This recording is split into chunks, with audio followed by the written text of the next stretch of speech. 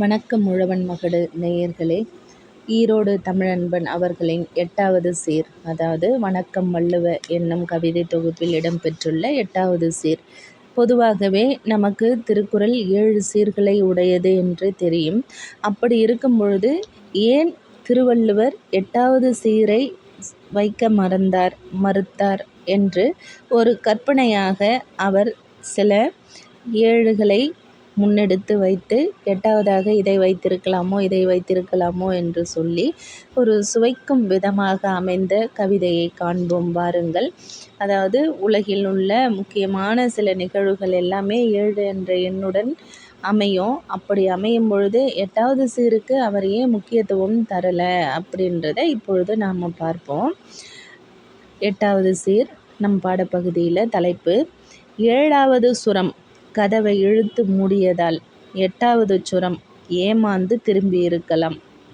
இசையில் சுரங்கள் 7, அதாவது ச ரி க ம ப த நி ச என்று 7 ஸ்வரங்கள் உண்டு. அப்படி 8வது சுரம் அனுமதிக்கப்படாததால் இசையின் தேவதை தன் ஆலாபனையை நிறுத்திவிட்டு கதவை திறக்க ஓடியிருப்பாள். ஏனெனில் இசை ஒரு வரைமுறைக்குள் அடங்காதவை. அதை தான் இந்த கவிதையில் சொல்லியிருக்காரு. 7வது சுரம் கதவை இழுத்து மூடியதால் 8வது சுரம் ஏமாந்து திரும்பி இருக்கலாம். ஆனால் இசை தேவதை ஆலாபனை நிறுத்திவிட்டு கதவை திறக்க ஓடியிருக்க மாட்டாளா? 8வதா ஒருத்தியை சேர்த்துக்கலாம் ஆலாபனைக்கு வேண்டுமே. ஆலாபனைன்னா ராகம் இழுக்கிறாங்க இல்லையா, அப்படின்னு அந்த ராகம் இழுப்பதற்கு இன்னும் ஒரு சொல் தேவையாக இருக்கும். அதனால் 8வதா இந்த சரி கம பத நிச இதை விடுத்து இன்னொரு சொல்லையும் அதோடு சேர்த்துக்கலாம் இதோடு அப்படின்னு சொல்லி திறந்திருக்கலாம். கதவை திறக்க ஓடியிருப்பாள். ஏன்னா இசை ஒரு வரையறைக்குள் அடங்காது, ஒரு கற்பனை. அதுதான் 7வது சுரம் கதவை இழுத்து மூடியதால் 8வது சுரம் ஏமாந்து திரும்பி இருக்கலாம். 7வது சுரம் இதோட போதும்னு சொல்லி கதவை இழுத்து மூடினதுனால வந்த 8வது சுரம் ஒரு இழுத்து திரும்பி போயிருக்கலாம். ஆனால் இசை தேவதைக்கு ஆலாபனை நிறுத்திவிட்டு கதவை திறக்க ஓடி இருக்க மாட்டாளா? ஐயோ, இப்படி ஏன் மூடுறாங்க, நான் போய் திறக்கிறேன், எனக்கு 8வது சுரம் ஒன்று வேணும் அப்படின்னு சொல்லி அவள் திறக்க ஓடி இருக்க மாட்டாளா என்று கேட்கின்றார். அடுத்து வானவில்லின் நிறம் 7 நமக்கு தெரியும். அதை கவிதையில் எப்படி சொல்லியிருக்கார் பாருங்க.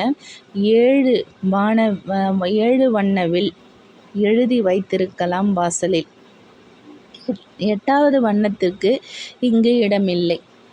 அதற்காக உறங்க முடியாத வானம் நிறங்கள் நீங்கிய இரவு படுக்கையில் வருந்தி அழுதிருக்காதா? வானவில்லின் நிறம் 7, 8வது வண்ணத்திற்கு இடமில்லை என்பதனால் வானம் நிறங்கள் நீங்கிய இரவில் தன் வண்ணங்களை காணவில்லை என்று அழுதிருக்கலாம். அதாவது வானம் சில நேரங்களில் நிறமற்று வெண்மை நிறத்திலெல்லாம் காணப்படும். அதை பார்த்த கவிஞருக்கு இப்படி ஒரு எண்ணம், 7 வண்ணங்கள் மட்டுமே வரைய முடிஞ்ச நம்முடைய வாசலில் 8வது வண்ணம் வரைவதற்கு இடமில்லையோ, வானத்தில் இடமில்லையோ, அதை கற்பனையாக நம்ம வீதியில் நம்ம தெரு வாசலில் கோலமிடுவோம் இல்லையா, அதுக்கு இடமில்லையோ அப்படின்னு வருந்துற மாதிரி வானம் தன் நிறத்தை நீங்கி இரவு நேரத்தில் இருக்கின்றது. இந்த வெண்பொங்கல் நிறத்தில் காணப்படும்னு சொல்லுவாங்க இல்லையா, வெள்ளை நிறத்தில், அந்த மாதிரி இருப்பதை பார்த்து இவருக்கு ஒரு கற்பனை, நிறமற்று நீ காணப்படுகின்றாய் போல 8வது நிறத்தையும் இல்லாமல் அப்படின்னு சொல்லி அந்த வருத்தத்தில். அடுத்து வாரத்திற்கு நாட்கள் 7 நமக்கு தெரியும். ஞாயிறு முதல் சனிக்கிழமை வரை வாரத்திற்கு 7 நாட்கள் என்று. ஏன் 8வதா ஒரு நாள் வந்திருக்கலாம் இல்லையா, அது என்ன ஆகுன்றதை சொல்கிறார் பாருங்க. வாரத்திற்குள் வந்துவிட துடித்த 8வது கிழமை ஞாயிறு அந்தியில் தீக்குளித்திருக்கலாம். ஞாயிற்றுக்கிழமை அந்தி மாலை, இந்த மாலை நேரத்தில் என்ன செஞ்சுருக்கோம், தீக்குளிச்சிருக்கலாம். 8வதா ஒரு கிழமை வந்திருக்கும், அது எக்ஸ்ட்ரா வந்ததுன்றதுனால தீக்குளிச்சு போயிருக்கலாம். அதனால் மாதத்தின் மார்பு துடித்து வெடித்திருக்காதா? ஒரு நாள் இன்னும் எக்ஸ்ட்ரா ஆனால் நமக்கு ஞாயிறும் தாண்டி இன்னொரு ஞாயிறோ இன்னொரு திங்களோ வந்ததுன்னு வச்சுக்கோங்களேன். அப்படி எக்ஸ்ட்ரா வந்ததுன்னா வாரத்திற்கு 7 நாட்கள் போய் வாரத்திற்கு 8 நாட்கள். அப்போ மாதத்தினுடைய மார்பு துடிச்சிருக்கும். என்னென்னா மாதத்திற்கு 30, 31 நாட்கள் தான். இப்போது ஒரு மாதத்திற்கு 4 வாரங்கள். அப்போ 4 வாரத்தில் ஒரு வாரத்திற்கு 7 நாட்கள். ஆனால் 8 நாட்களாக கூடி போச்சுன்னா ஒரு மாதத்திற்கு 4 நாட்கள் இன்னும் அதிகமாக வருது, எக்ஸ்ட்ரா வருது. அப்போ 30, 31 தேதி போய் 34, 35 தேதி ஆகும். அப்போது என்ன ஆகும்? மாதத்தின் மார்பு ஹார்ட் அட்டாக் வந்து வெடிச்சு தான் போகும் அப்படின்னு சொல்லி அதனால் மாதத்தின் மார்பு துடித்து வெடித்திருக்காதா? வள்ளுவ 8வது சீர் உன்னை தேடி வந்தபோது என்ன செய்தாய் கேட்கின்றார் கற்பனை. போடுவதற்கு ஒன்றுமில்லை போ என்று வாசல் யாசகனை வீடுகளில் விரட்டுவது போல் விரட்டி விட்டாயா? 8வது சீர் ஏன் உனக்கு தேவைப்படவில்லை? இந்த 8வது சீர் ஒருவேளை திருவள்ளுவர் எழுதும் பொழுது வந்திருக்கலாம். அப்படி வந்து அவருடைய மனசில் 8வதாக ஒரு சீர் வந்திருக்கலாம். எடுத்துக்காட்டாக இப்போ உங்கள் எல்லாருக்கும் தெரிஞ்ச கற்க கசடர கற்பவை கற்ற பின் நிற்க அதற்கு தக, அதுக்கு மேலே 8வதாக ஒரு சீர் வந்திருக்கலாம். அது அப்படி வரும்பொழுது நீங்கள் என்ன இருக்கீங்க? இப்போ இல்லத்தில் இருக்கிற இல்லத்தரசிகள்லாம் பிச்சைக்காரர்கள் வந்து அம்மா தாயை பிச்சை பொண்ணை போடுறதுக்கு ஒன்றும் இல்லை போப்பா அப்படின்னு சொல்லி துரத்தி விட்டா மாதிரி நீ 8வது சீரை துரத்தி விட்டாயோ அப்படின்னு சொல்கிறாரு. ஏன் 8வது சீர் உனக்கு தேவைப்படலையா அப்படின்னு கேட்டுட்டு திரும்பி அவரே அதற்கு ஒரு யோசனையாக பதில் சொல்கிறாரு. யாப்பு கூப்பிட்டு மிரட்டியதால் ஏற்பட்ட அச்சமா? ஒருவேளை இந்த தலைன்னு சொல்கிறேன் இல்லையா, வெண்பா ஆசிரியப்பா கலிப்பா வஞ்சிப்பா அப்படின்ற அந்த பாக்கள், அதுக்கப்புறம் அந்த யாப்பு அமைப்பில் எழுத்து சீராசை தலை, இப்படி அந்த யாப்புகள் எல்லாம் வந்து இதை பார் வள்ளுவரே, இதுக்கு மேலே நீங்கள் சீரை எடுத்துக்கிட்டு வந்தீங்கன்னா நாங்கள் இலக்கணப்படி அமைந்து உங்களுக்கு பெருமை தரமாட்டோன்னு சொல்லி விரட்டியதோ அதனால் ஏற்பட்ட அச்சமா என்று கேட்கின்றார். அடுத்து 7 சீர்களிலேயே ஒளி தீர்ந்து போனதா? இல்லை ஒருவேளை அந்த பிரைட் அந்த படிக்கும் பொழுதே ஒரு நமக்குள்ள மனசுக்குள்ளே ஒரு தீபம் மாதிரி ஒளி தோன்றும் இல்லையா, அது அதோடு தீர்ந்து போச்சா? ஈற்று முச்சீரடியில் உனக்கு மூச்சு முட்டியதா? மேலே 4 சீர் கொடுத்தீங்க, கீழே 3 சீர் ஈற்றுச்சீர் 3 கொடுத்தீங்க, 4வது சீர் போடுறதுக்குள்ளே உங்களுக்கு மூச்சு முட்டு போச்சோ கேட்கின்றார். அதுதான் யாப்பு கூப்பிட்டு மிரட்டியதால் ஏற்பட்ட அச்சமா? 7 சீர்களிலேயே ஒளி தீர்ந்து போனதா? ஈற்று முச்சீரடியில் உனக்கு மூச்சு முட்டியதா கேட்குறாரு. அடுத்து அந்த 7வது சீர் என்னன்னு சொல்கிறார் பாருங்க. காசும் பிறப்பும் உன் முன் வந்து கண்களை கசக்கினவா? நாள் மலர் காசு பிறப்பு இந்த வாய்ப்பாட்டில் முடியும் அப்படின்னு சொல்லி திருக்குறள் சொல்லுவோம் அல்லவா. இந்த காசும் பிறப்பும் வந்து வேணாம் வள்ளுவரே என்னை விட்டுடுங்கன்னு சொல்லி உன் கண்முன் வந்து இதோடு எங்களோடு விட்டுருங்களேன், எங்களுக்கு மேலே எடுத்துகிட்டு வந்தீங்கன்னா எங்கள் பேர் புகழ் போயிடும்னு சொல்லி கண்களை கசக்கினவா? அல்லது நாளும் மலரும் நச்சரித்தனவா? போதும் இதோடு நிறுத்துங்க அப்படின்னு சொல்லி உங்களை நச்சரித்தனவா?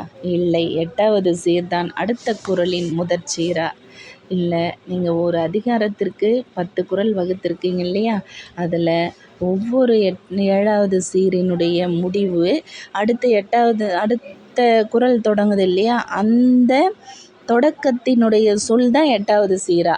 அந்த தொடக்க குறளினுடைய சொல் தான் 8வது சீரா? அப்படியே ஆனாலும் கடைசி குறளின் காலடியே 8வது சீர் ஒன்று தோளில் என்னை தூக்கிக்கொள் என்று கெஞ்சி இருக்குமே. சரி, அப்படி ஒரு குறள் முடிஞ்சு அடுத்த குறளினுடைய தொடக்க சொல் வந்து சீர் வந்து முதல் குறளுக்கு 8வது சீரை அமைஞ்சிருந்தா கடைசி குறள் என்ன செஞ்சுருக்கோம்? தோளில் என்ன தூக்கிக்கோ திரும்பி எழுதுகிற மாதிரி தானே வந்திருக்கோம். அப்போ அது மேலேயும் 4 சீர் கீழேயும் 4 சீர்களை உடையதா இறுதி நிறைவு குறள் வந்திருக்குமே, 8 சீர்களை உடையதா? அப்போ அது வரலையோ? அப்படி கடலின் கடைசி அலையின் தர்க்கத்தை தணிப்பது என் வேலை இல்லை என்கிறாயா? எதானா பண்ணிக்கோங்க, எல்லாத்தினுடைய தாகத்தையும் தணிப்பது என்னுடைய வேலை அல்ல. கடலினுடைய கடைசி அலையினுடைய தாகத்தை தணிப்பது என்னுடைய வேலை இல்லை. முதல் அலையை தான் என்னால் தூக்க முடியும், லாஸ்ட் அலையெல்லாமும் என்னால் பண்ணிகிட்ருக்க முடியுமா? அது என் வேலை இல்லை என்கிறாயா? சிந்தனைகளை எண்ணியவனே நீ, சீர்களை எண்ணவில்லையே. எங்களுக்காக, மக்களுக்காக சிந்தித்து சிந்தித்து இப்படித்தான் வாழணும், இப்படித்தான் செய்யணும், இப்படி இருங்கள் என்று ஒரு திருக்குறளின் வழி நடந்தவர்கள் கண்டிப்பாக வெற்றியை அடைவார்கள், வாழ்வில் உன்னதத்தை அடைவார்கள் என்று தான் நம்ம எல்லாரும் சொல்கிறோம். அவரும் அந்த மாதிரி தானே எழுதியிருக்காரு. அப்படி இருந்ததனால நீங்கள் கருத்துக்களையே, எங்களை பற்றிய சிந்தனைகளையே எண்ணியதனால சீர்களை எண்ணாமல் விட்டு விட்டீர்களோ என்று கேட்கின்றார். அடுத்து, உனக்கு எண்ணங்களே முக்கியம், எங்களுக்கோ எண்ணிக்கையே முக்கியம். அவர் அழகாக உயர்த்தி சொல்கிறார் பாருங்க. திருவள்ளுவருக்கு மனிதர்கள் மீது எண்ணங்கள் முக்கியம், வாழ்க்கையின் அர்த்தங்கள், அதை எவ்வாறு வாழ வேண்டும் என்ற எண்ணங்களே முக்கியமாக இருந்தது. ஆனால் நாங்கள் என்ன செய்கிறோம்? அதை கவுண்ட் பண்ணிக்கிட்டு எண்ணிக்கையே முக்கியம் என்று வாழ்கின்றோம். 7 சீர்களில் சொன்னதை எதற்கு என்று எண்ணிக்கொண்டிருக்கிறேன். 7 சீர்களில் நீங்கள் எதுக்கு சொன்னீங்க அப்படின்னு நான் எண்ணிக்கிட்டு இருக்கேன். ஏன் 8வது சீர் கவலை உங்களுக்கு என்ன என்கிறாயா? இந்த 7 சீரே நான் ஏன்டா சொன்னேன்னு சொல்லி எண்ணிக்கிட்டு இருக்கேன், 8வது சீர் கவலை வேற உனக்கான்னு கேட்குறீங்களா அப்படின்னு சொல்லி இந்த கவிஞர் திருவள்ளுவரை கேட்கிறார் போல, சொல்கிறார் போல சொல்லுகின்ற. போதை பொருளுக்கு அறத்தையும் இன்பத்தையும் அவசரமாய் அடகு வைப்பவர்கள் நாங்கள், அப்படித்தான் இருப்போம். ஏன்னா 8வது சீர் கவலையை பற்றி சொல்லும் பொழுது, இப்போது இந்த வாழ்க்கையினுடைய யதார்த்தத்தில் நம்ம எப்படி வாழ்வோம்? போதைப் பொருளுக்கு அறத்தையும் இன்பத்தையும், நமக்கு ஒரு எடுத்துக்காட்டு, இப்போது செல்ஃபோன் அது கிடைக்கணும், அதை பார்க்காம இருக்க முடியாதுன்னா நம்ம நீதி தவறி நம்முடைய இன்பத்தை எல்லாம் தொலைத்து வாழ்வோம். அதுதான் இன்பம்னு வாழறோம். ஆனால் உண்மைக்கே இது இன்பம் அல்ல, நம்மை மெதுவாக அழித்து கொண்டிருக்கும் கருவி. அது தெரிஞ்சும் நம்ம அதை என்ன செய்கிறோம்? அறம் தவறி நீதி தவறி நம்முடைய சந்தோஷத்தை எல்லாம் அந்த செல்ஃபோனுக்குள்ளேயே மறைத்து அடகு வைத்து வாழறோம். ஒரு எக்ஸாம்பிள். அதை மாதிரி இவர் சொல்கிறாரு, போதைப் பொருளுக்கு அறத்தையும் இன்பத்தையும் அவசரமாய் அடகு வைப்பவர்கள் நாங்கள், அப்படித்தான் இருப்போம். நாங்கள் நீங்கள் சிந்தித்ததை பற்றியெல்லாம் நாங்கள் சிந்திக்க மாட்டோம். நாங்கள் எண்ணிக்கை தான் யோசிப்போம். 8வது சீர் வைக்கலைன்னு யோசிப்போம். போதைப் பொருளுக்காக அறத்தையும் இன்பத்தையும் அடகு வைப்பவர்கள் நாங்கள், அப்படித்தான் இருப்போம். அடுத்தும் சொல்கிறார் பாருங்க. வீடு தேடுகிற வெறியில் அறம் பொருள் இன்பத்தை மிதித்து கொண்டு ஓடுகிறவர்கள் நாங்கள், அப்படித்தான் இருப்போம். இந்த வீடு பேருன்னு சொல்லுவோம், அதாவது முக்தி பேரு. அந்த முக்தி பேர் அடைவதற்கு அவர் அழகாக சொல்லிட்டு வருவார் திருவள்ளுவர். நல்ல அறம் செய்க, நல்ல கல்வி பெறுக, தோன்றின் புகழோடு தோன்றுக, இப்படியெல்லாம் சொல்லிக்கிட்டு வருவார்.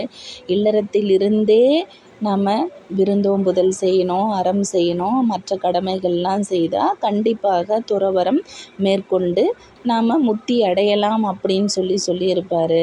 ஆனால் நாங்கள் என்ன பண்ணுறோம்? வீடு பேர் அடையிறோன்னு சொல்லிட்டு யாருமே நம்ம சொல்கிற மாதிரி நடப்பது இல்லை. அதுதான் வீடு தேடுகிற வெறியில் அறம் பொருள் இன்பத்தை மிதித்து கொண்டு ஓடுகிறவர்கள் நாங்கள், அப்படித்தான் இருப்போம். நீங்கள் என்ன சொன்னாலும் நாங்கள் கேட்க மாட்டோம். அவசரத்தில் எதையாவது நாங்கள் இப்படித்தான் தப்பாக செய்து கொண்டே இருப்போம். மனிதர்களை நாமே திட்டிக் கொள்வது போல இவர் மன வருத்தத்தில் சொல்லுகின்றார். இலக்கணக்காரன் இப்போது எப்படி இயங்குகிறான் தெரியுமா? 8வது சீருக்கு இடம் தந்திருந்தால் இன்னும் ஏதேனும் சொல்லி இருப்பாயே.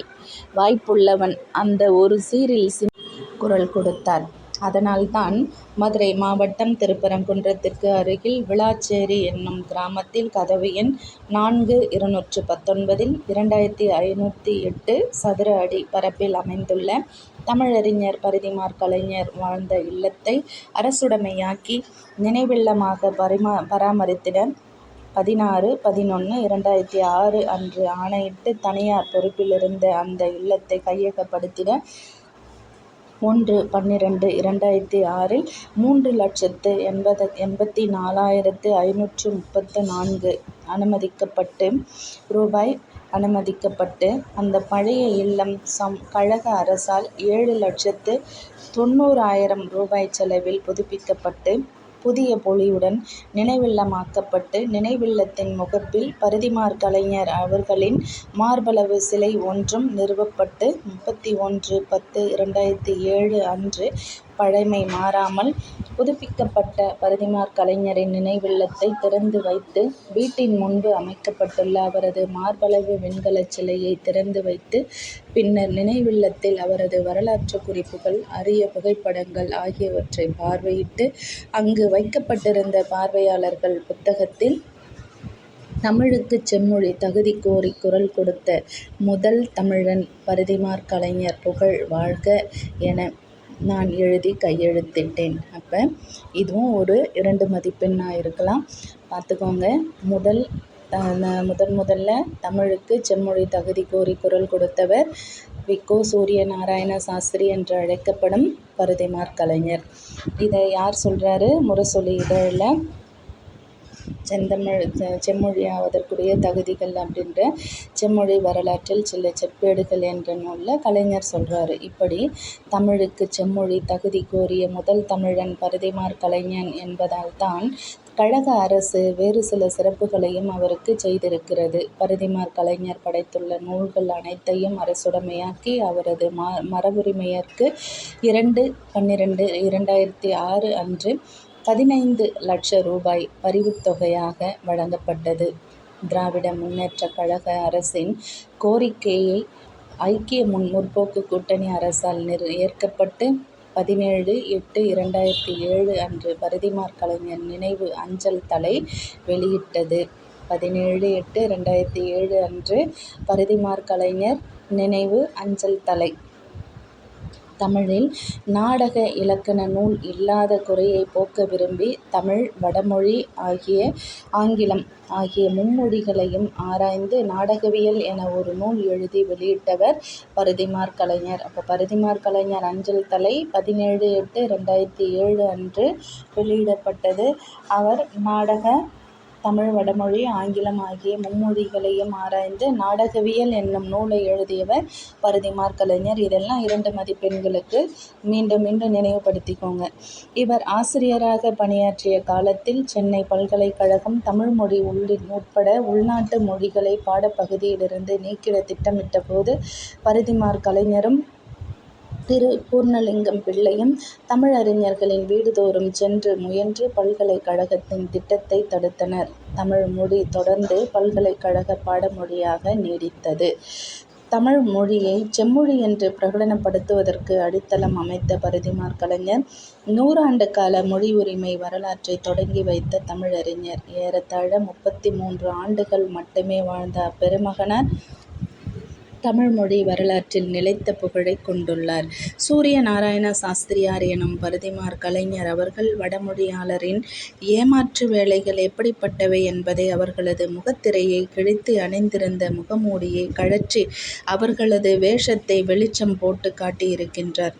தமிழ் மொழியின் வரலாறு என்ற அவரது நூலில் உள்ள அந்த பகுதி அவர் தமிழர்கள் அனைவரும், குறிப்பாக பெரியார், அண்ணா வழி வந்தவர்கள் தவறாது நினைவு கூறத்தக்கதாகும். அது பின்வருமாறு: வடமொழியாளர் தமிழர்களது ஒழுக்க வழக்கங்களை உணர்ந்து அவற்றிற்கேற்ப வடமொழியில் நூல்கள் வகுப்பான் புகுந்தனர். அவர்களெல்லாம் ஆன்ம நூல் பயிற்சிக்கு உடையராயும் கலையுணர்ச்சி சான்றவராயும் இருந்தமை பற்றி தமிழரது திவ்விய ஸ்தலங்களுக்கு புராணங்கள் வகுத்தனர். தமிழர்களிடத்தில் இல்லாதிருந்த அந்தணர், அரசர், வணிகர், வேளாளர் என்ற 4 வகைச் சாதி முறையை மெல்ல மெல்ல நாட்டிவிட்டனர்.